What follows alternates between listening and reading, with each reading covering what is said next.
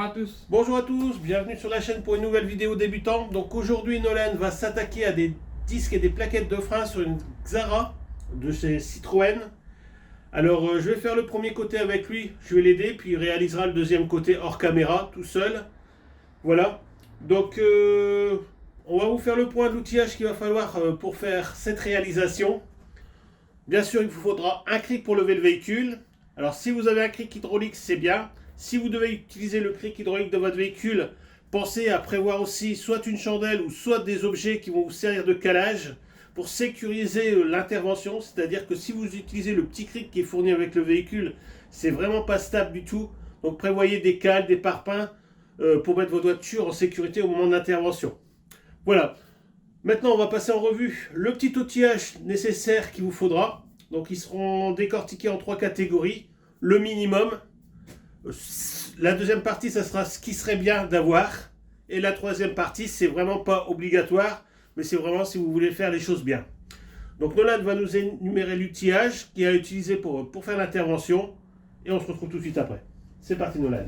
Le principal, c'est d'avoir une brosse pour le nettoyage, 2 vieux tournevis pour caler sur un disque pour pas qu'il bouge, et un autre pour repousser le piston, ou etc. Pour les plaquettes. Voilà.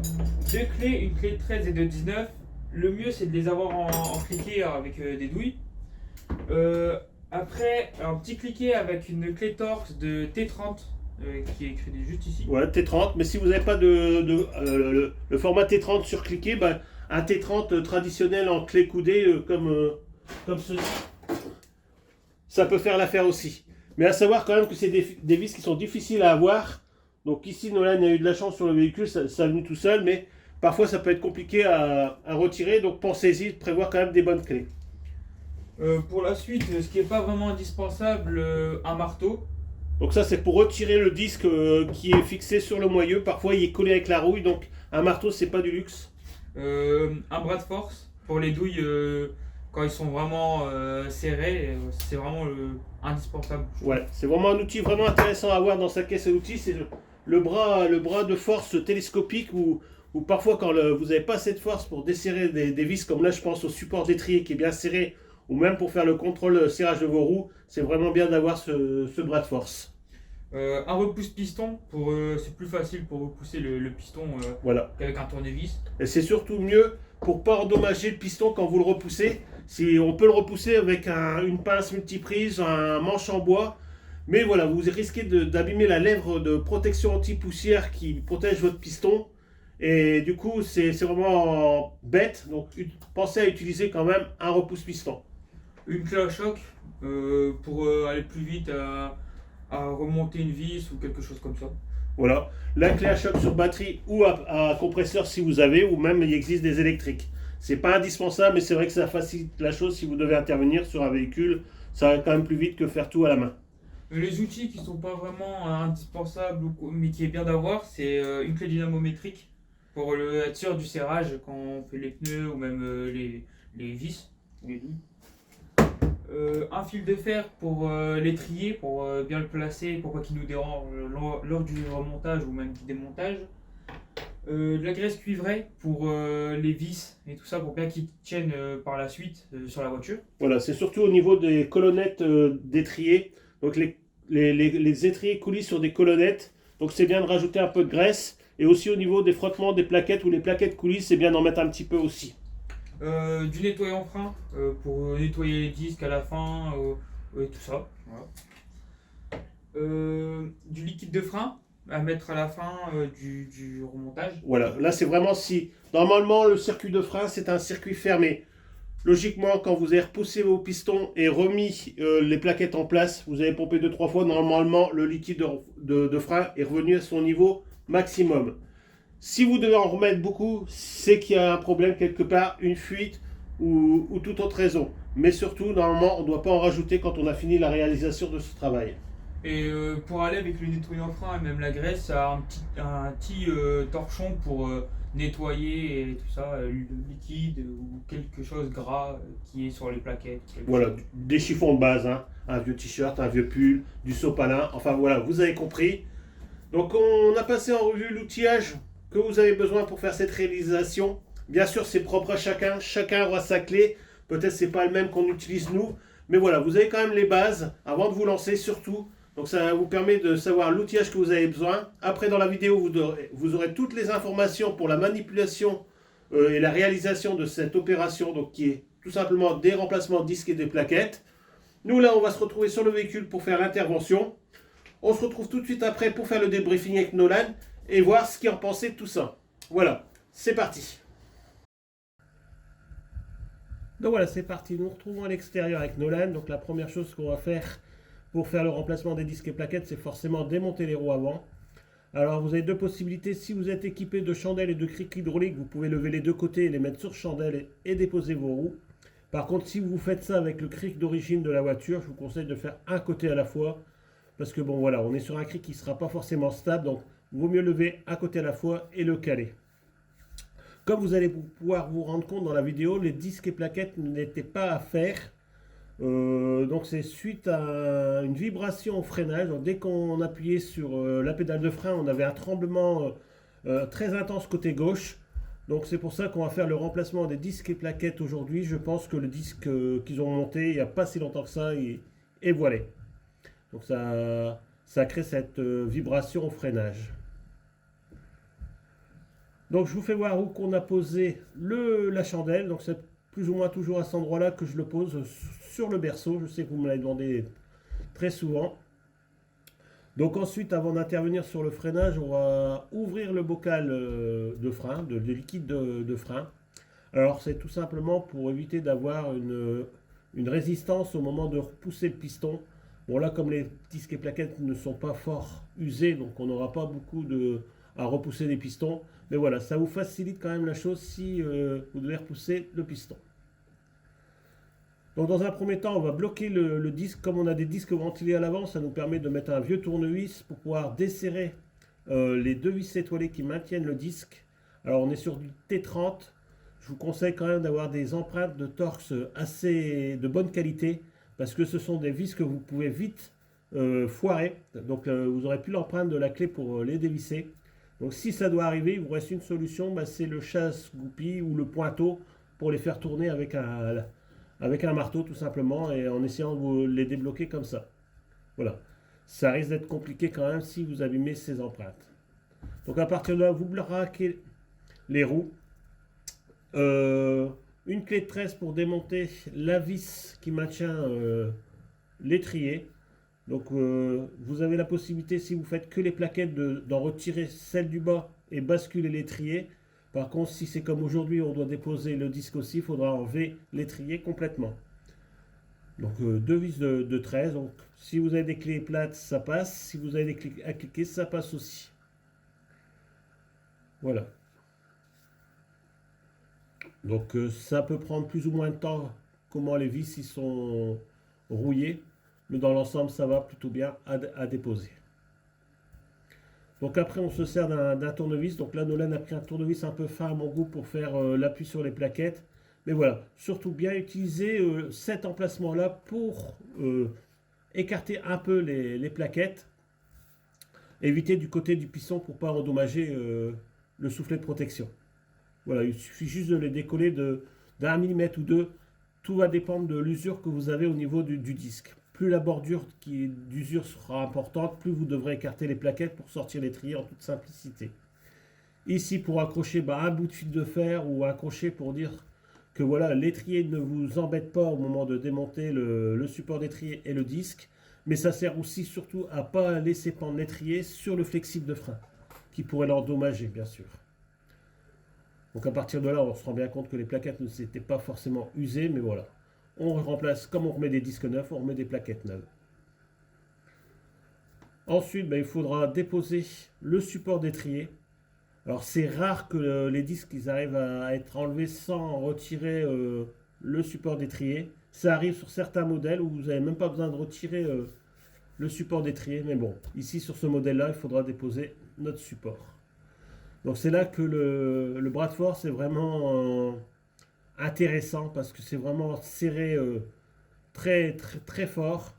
Donc c'est même monté parfois au loctite. Donc voilà, un bras de force, c'est vraiment intéressant dans ces conditions-là.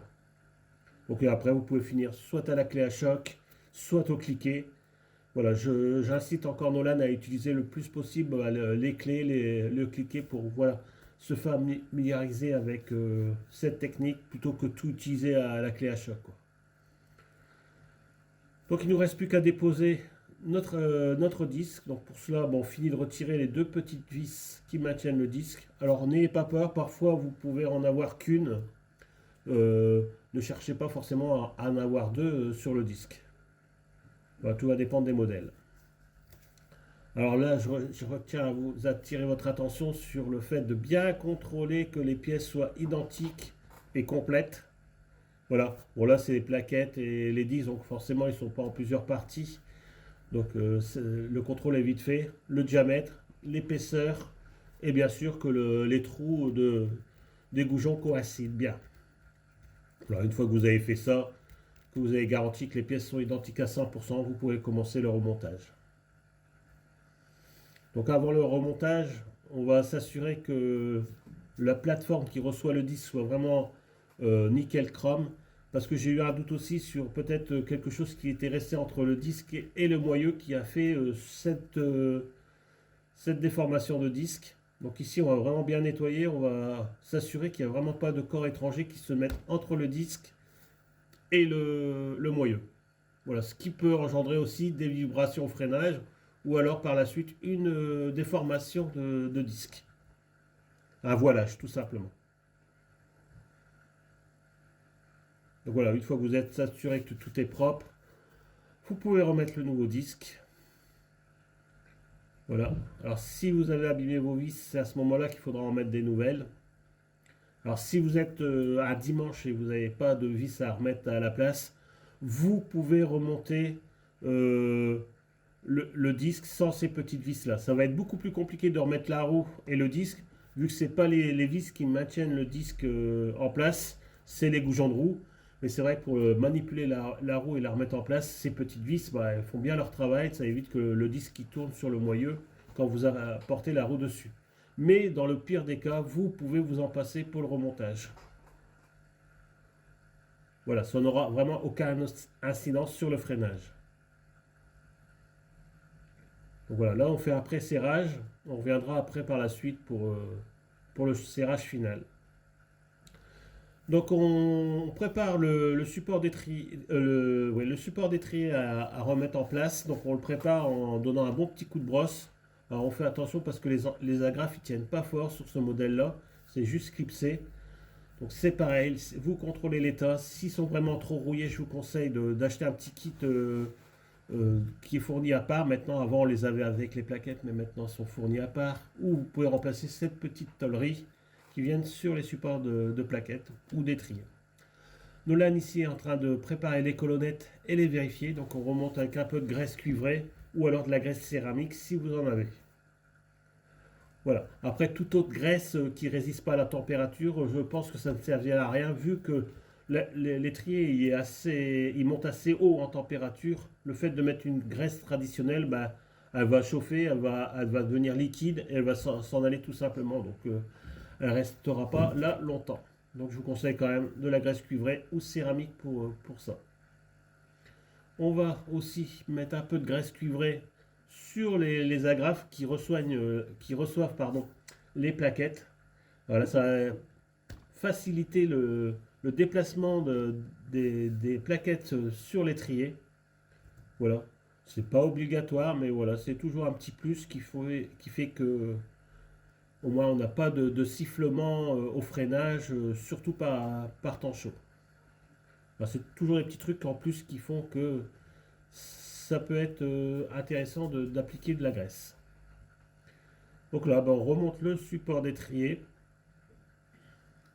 Là, on remet nos deux vis. Ici, c'est des empreintes de 19. On fera un serrage à la clé dynamométrique. Pardon.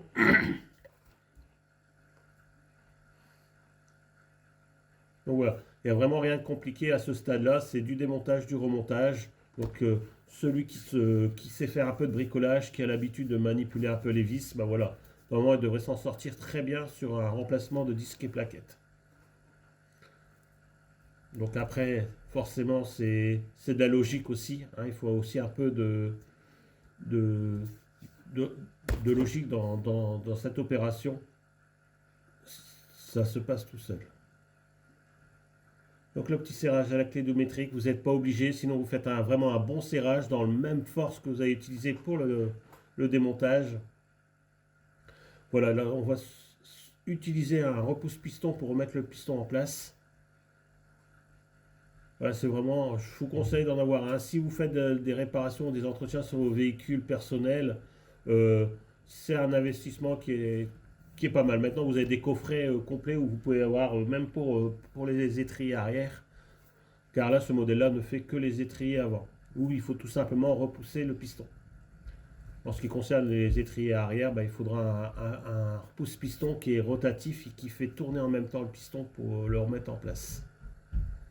Donc maintenant, ils font des coffrets qui font les deux, avant et arrière, et je pense qu'on trouve ça pour 30 €. Vous pouvez avoir un petit coffret maintenant. Mais voilà, c'est quand même mieux d'avoir un repousse-piston. Donc là, on remet les plaquettes en place. Donc c'est pareil, hein, je vous le dis, mais bon, bien vérifier que vous mettez la partie abrasif contre le disque et pas métal contre métal, hein. Moi, j'en ai jamais vu personnellement. Apparemment, ça existe, où des personnes ont mis les plaquettes carrément à l'envers. Mais je pense que là, faut être champion quand même. Moi, j'ai pas encore eu le retour de ce côté-là. Donc là, au moment de reposer l'étrier, il faut vraiment que votre piston soit repoussé au maximum, surtout qu'on part avec un disque neuf et des plaquettes neuves. Donc on n'a pas vraiment beaucoup de marge. En plus, les colonnettes, ils ont un plat dessus, donc il faudra bien faire la rotation au moment de mettre votre étrier. Alors parce qu'il y a l'empreinte dans l'étrier, comme sur les colonnettes. Donc je ne pense que vous ne pouvez pas remettre les petites vis de 13, enfin de diamètre 8, si vous n'avez pas bien mis les colonnettes. Je pense que voilà, il faut vraiment bien les mettre dans leur cran pour que vous pouvez aligner les vis. Donc là c'est pareil, un petit serrage au couple. Alors là je vous conseille quand même d'aller doucement sur le serrage parce que voilà, c'est du pas de 8, c'est du pas fin en plus, donc vous avez vite fait de casser la vis dans la colonnette. Donc un serrage contre et pas plus. Donc là on repositionne notre tournevis dans le disque, histoire de contrôler le serrage de nos deux petites Torx ou clés étoilées si vous préférez. Voilà, on redresse notre roue. Chose importante, on vient appuyer plusieurs fois sur la pédale de frein pour mettre les plaquettes en place et surtout éviter d'avoir ce trou au freinage quand vous allez faire le premier démarrage. Si vous démarrez le véhicule sans avoir pompé auparavant, vous allez avoir pas de freinage tout de suite, quoi. Il vous faudra appuyer plusieurs fois avant de récupérer votre freinage. Alors si vous avez un obstacle au moment où vous bougez votre véhicule, vous n'allez pas vous arrêter au premier coup de pédale. Donc c'est vraiment important de pomper plusieurs fois pour remettre les plaquettes en place. Donc là, chose classique, on va remettre les roues, retirer la chandelle et puis poser le véhicule au sol avant de faire la mise à niveau du bocal de liquide de frein. Donc logiquement, comme c'est un circuit fermé, vous n'avez pas besoin d'en remettre. Ça peut arriver si vous avez une fuite ou si par hasard les plaquettes et les disques arrière soient fort usés. Du coup, ça ferait baisser le niveau. Donc évitez d'en remettre à ce moment-là. Parce que si vous en remettez au moment où vos plaquettes et disques sont usés, quand vous allez les remplacer par des neufs, ça va déborder. Le bocal il va déborder. Donc pensez-y. Voilà, pareil, le serrage des roues à la clé dynamométrique. Si vous n'en avez pas, voilà, n'abusez pas non plus sur le serrage. Si je sais qu'on a l'habitude de dire, voilà, c'est les roues, il faut que ça soit bien serré. Mais plus vous allez serrer vos goujons, et plus on va avoir tendance à se desserrer. Voilà, donc ici on est sur du 100 Nm. Donc voilà, Nolan vérifie le niveau il est à son maximum, on ne dépasse pas le maximum, il faut laisser de la place pour de l'air. Si j'ai déjà vu des gens qui ont mis trop de liquide et ça crée des problèmes aussi. Voilà, donc je vous passe la partie de l'autre côté où Nolan s'est débrouillé entièrement tout seul pour faire le remplacement du disque et des plaquettes du côté droit. Donc voilà, on se retrouve après l'intervention. Donc on va débattre un peu avec Nolan de ce qu'il a pensé de cette intervention. Alors Nolan, est-ce qu'il y a des points que tu voudrais mettre en avant par rapport à cette réalisation que tu as pu, je répète, je l'ai aidé au début sur le côté gauche, et le côté droit qui a fait hors caméra, il a fait tout seul, bien sûr à son rythme. Bien sûr, il y a des moments, il s'est demandé aussi, il n'avait pas oublié quelque chose, quand je pense que tu avais oublié de retirer les plaquettes avant de voir. Il voulait absolument retirer le support d'étrier, alors qu'il avait encore laissé les plaquettes dessus. Bon, après, c'est réalisable, hein, quand tu aurais enlevé son support d'étrier, bon, les plaquettes, ils auraient tombé tout simplement. Mais voilà, c'est vrai que c'est des petits détails qu'au moment de l'intervention, bah, vaut mieux retirer soi-même les pièces, plutôt que les voir tomber à un moment et se dire merde, comment ils étaient placés sur l'étrier. Voilà, sinon dans l'ensemble, il s'est très bien, je l'ai laissé faire tout le côté droit. Bien sûr, il y a eu des moments d'hésitation, mais il s'en est très bien sorti. Bah, moi j'ai trouvé ça facile, c'est réalisable par tout le monde, franchement c'est assez simple. Mais c'est vrai que le fil de fer qui m'a beaucoup aidé pour les trier, parce que sinon ça m'aurait dérangé pendant le démontage, même le remontage. Et pareil pour le repousse-piston qui m'a beaucoup aidé, parce que sans ça je pense pas que j'aurais trouvé une solution pour repousser le piston complètement pour après bien placer les plaquettes et tout ça. Donc je trouve ça assez facile, c'est réalisable par tout le monde. C'est juste, il y a quelques vis qui sont assez serrées, donc le bras de force c'est aussi indispensable, vu que quand il y a vraiment des douilles compliquées à enlever, et bah ça aide beaucoup parce qu'on a beaucoup plus de force avec ça qu'avec un petit cliquet ou autre. Ou même des petites clés du 19. Voilà. Donc tu penses que quelqu'un qui a des notions de bricolage quand même, s'il faut vraiment avoir quand même une base, quelqu'un qui a jamais tenu une clé dans ses mains, qui ne se lance pas dans les remplacements de freins, on rappelle quand même que c'est quelque chose de très important, c'est un organe de sécurité les freins, donc il faut vraiment s'y préparer. Si vous n'avez jamais réalisé ça sur votre véhicule et vous voulez vous lancer, vous avez vu c'est réalisable par n'importe qui. Nolan, 16 ans, il a réussi. Le tout c'est ramasser un maximum d'informations. Pas forcément sur ma chaîne, il y a des autres chaînes, il y a même des tutos, il y a des forums. Prenez les infos à droite à gauche, essayez de visualiser l'ordre d'intervention sur le véhicule. Prenez des photos si vous avez peur de quelque chose. C'est pareil, faites un côté à la fois. Vous faites le côté gauche, vous le faites. Si vous avez un souci, un doute, vous allez voir du côté droit. C'est ce que j'avais dit à Nolan. Si tu as eu un moment peur, bah, tu vas revoir de l'autre côté, puis tu vois où tu t'es trompé. Voilà. N'allez pas trop vite. Pensez aussi, c'est ce que j'ai dit à Nolan, quand vous avez fini d'intervenir sur vos freins, ne pas oublier qu'il est très important d'aller pomper sur la pédale de frein avant de redémarrer le véhicule. Si au moment où vous allez repartir avec votre véhicule en première, si vous n'avez pas fait ça, au premier coup de pédale, ben la pédale elle va s'enfoncer, vous n'aurez pas de frein. Il faut vraiment, c'est très important, aller tout de suite après l'intervention, aller appuyer plusieurs fois sur votre pédale de frein pour mettre tout le système en place. Voilà. Et bien sûr, faire un contrôle sur votre visuel de liquide de frein. Si à partir de là, vous prenez votre véhicule et qu'il n'y a pas de voyant d'allumé et que le véhicule freine sur des petites distances, vous faites des petits essais. Hein. Vous faites un petit départ arrêté sur 5 mètres, après sur 10 mètres, après vous lancez le véhicule, vous partez sur 50 mètres. Si tout va bien, vous prenez la route et vous allez faire votre tour d'essai. C'est très important. C'est très important aussi d'essayer votre véhicule quand vous l'avez terminé. Donc je pense que ça t'a plu. Moi oui. Voilà. Il ne reste plus qu'à réaliser ça chez vous, en prenant toutes les sécurités qu'il faut. Si vous avez des questions, n'hésitez pas à les poser dans les messages sous la vidéo. Nolan, moi, on essaiera de vous y répondre le plus rapidement possible. Voilà. On essaie aussi de mettre en place un futur live. Donc ça fait longtemps qu'on n'en a pas fait. Donc un live entre vous et Nolan. Puis je serai là aussi. Comme ça, si vous avez des questions à lui poser directement en tant que débutant dans la mécanique automobile, voilà, on pourra interagir ensemble. Et puis je pourrai répondre à vos questions par la même occasion. Voilà, on va essayer de mettre ça en place. Oui. Hein. Donc restez attentifs pour les prochaines vidéos. Je vous dis tout simplement à très bientôt sur la chaîne. À très bientôt.